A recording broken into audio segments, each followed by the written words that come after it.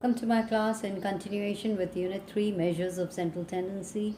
We are doing arithmetic mean, and in arithmetic mean we finished with the individual series and we talked about how to calculate mean by the direct method in the individual series, the shortcut method, and the step deviation method. Now, in this, what we are going to do is the discrete series now.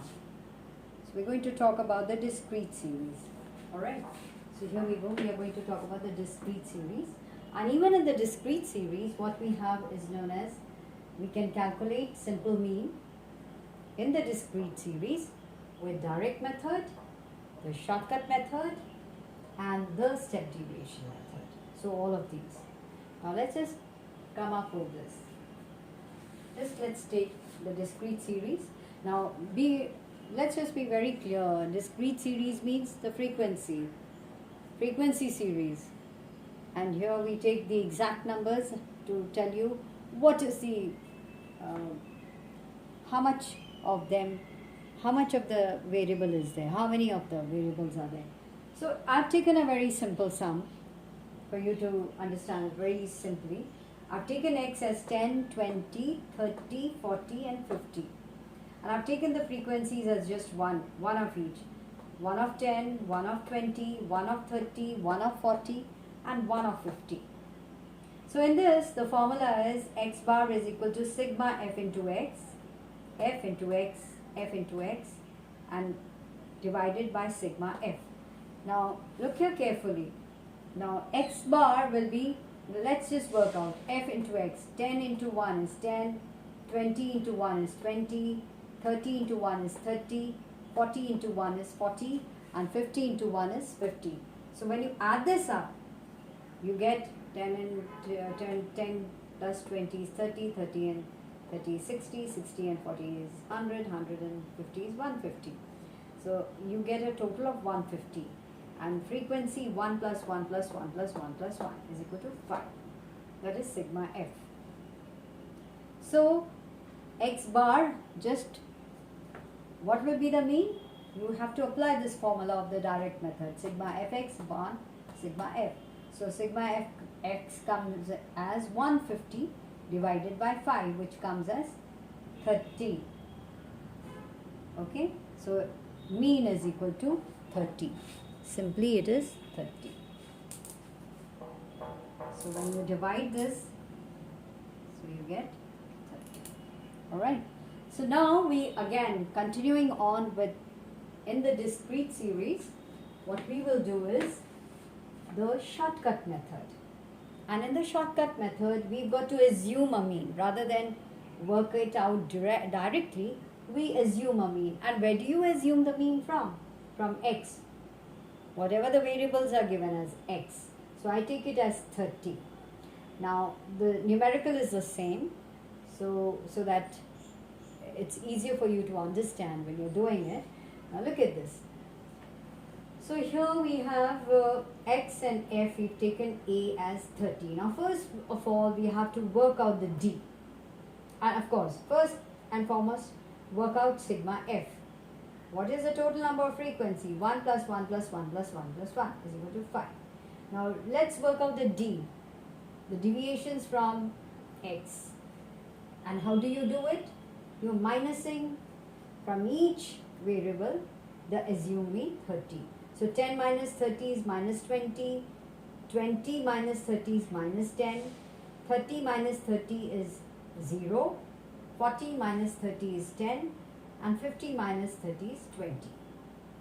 So we don't have to do any addition subtraction here. Now the next column is very important, f into d. That is important. So frequency into the deviations that we've just worked out.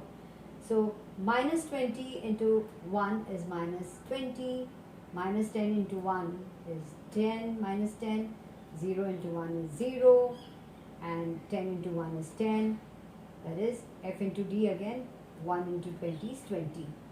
So then you add this up, it comes to minus 30, this is 30, because we have to find out minus fd. Look here, a plus sigma f. You write a is given as 30 plus sigma FD comes out to be 0 upon 5. So anything upon 5 is going to give you 0, and that's how x bar or mean is equal to 30. Now we are going to do by the step deviation method. Alright, so now let's just do it with a step deviation method. Let me just adjust it properly for you. Now in the step deviation method, what happens is that we just to make calculations easier, we divide it by a common factor. Is that right? So in this case, let me just shift it up to here. Okay. So in this case, we have step deviation method in the discrete series. So what are we doing? The discrete series by the step deviation method.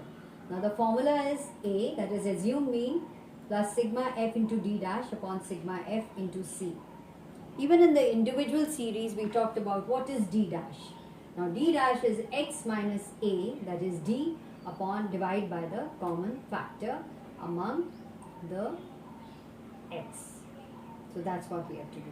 So let's just work it out. X and f, we have taken the same numerical, 10, 20, 30, 40, 50.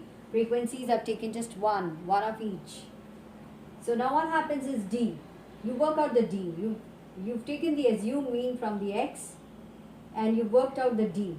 That is 10 minus 30 is 20. Then 20 minus 30 is minus 10. 30 minus 30 is 0.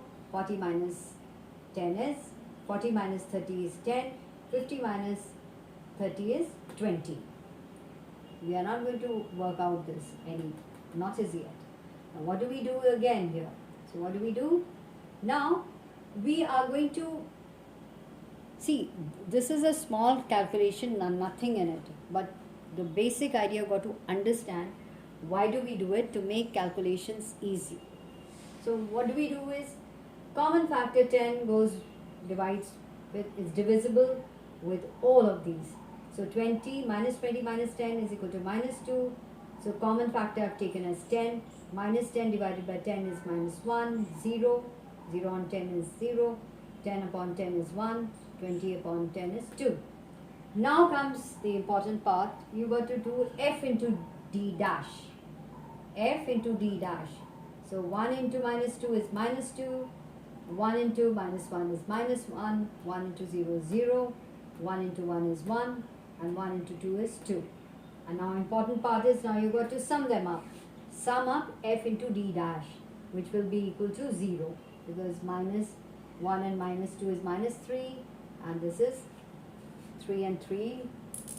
So suppose if I write down minus 3 and this is 3, so that comes to 0. Now, so important thing is now we got to find out.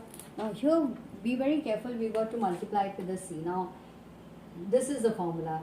X bar is equal to A, assume mean, plus sigma f into d dash upon sigma f into the common factor. So X bar will be, let's just put the values now. So what are the values? A is 30 plus what you get is 0. Look at that, sigma f d dash is 0, sigma f is 5 into 10. So when you work this out, you get 0 upon 5 into 10 is 0. So 30 plus 0 is equal to 30.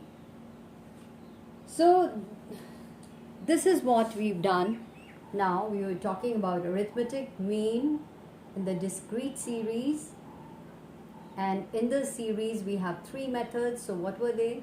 They were the direct method, the shortcut method, and the step deviation method. And that's all.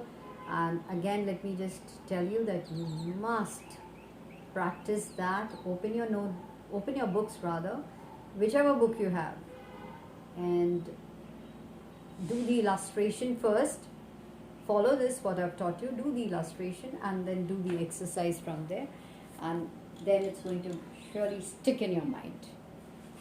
So with that, we go to the next one. That will be this will be it. Continuous series, mean in the continuous series. So continuous series we'll be doing the next.